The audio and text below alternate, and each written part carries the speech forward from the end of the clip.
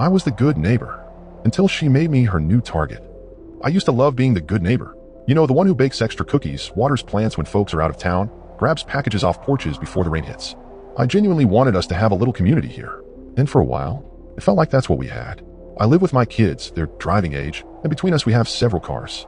Plus, my son has a hobby car he works on. It's fully tagged and insured, just waiting on some parts. No big deal. But life happens. After a minor fender bender, my son's main car needed repairs. His uncle loaned him a bigger vehicle, which actually helped us move some of our business equipment. Around the same time, my own car needed work, and I had to rent a car for a week. So yeah, we had a couple extra cars parked out front. But we don't have an HOA. Street parking is totally normal here. And I even explained to the neighbors it was temporary. At first, it was fine, until one neighbor, the perfect yard type, offered to pay to have my son's car towed out of our driveway. I bit my tongue and let it go. But then, Emily is that neighbor, the one who stirs the pot. Weeks ago, she texted me upset because someone parked across from her double driveway and asked me to tell my son not to park there. Problem was, my son wasn't parked anywhere near her house. I asked her for details, no reply. Whatever. I figured she had a bad day. Fast forward to this week, I see a car parked in that same spot. I mention it to my son. He laughs and says Emily already yelled at him, but it wasn't his car.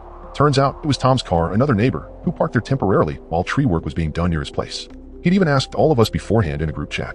To avoid more drama, I called Tom, explained what happened, and he moved the car into my yard.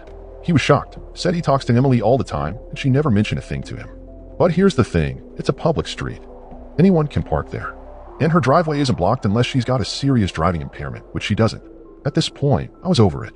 I messaged Emily directly, told her it wasn't us, that Tom had moved the car, and that it seemed like she was projecting frustration onto us. She doubled down, claimed my son parked next to her driveway once across the street, complained about a telephone pole, making it hard to maneuver their truck. I politely suggested we could request to move the pole. I've helped clients do this before. That's when she lost it. Suddenly, it wasn't about parking or poles, it was about how we have too many cars and are bad neighbors. She said some pretty nasty things, so I blocked her. Here's the part that really stings. I've helped her the most out of anyone here. Never asked for anything in return. And now, I'm her new target since her previous one move away. It's disheartening. I used to love being the neighbor people called when they needed something. Now I just feel defeated. But I'm done being her doormat. Plastic yard flamingos? Already ordered. Now, Reddit, what else can I do to be delightfully petty and annoying? Because I refuse to let her suck the joy out of me. Dear all, please comment and subscribe.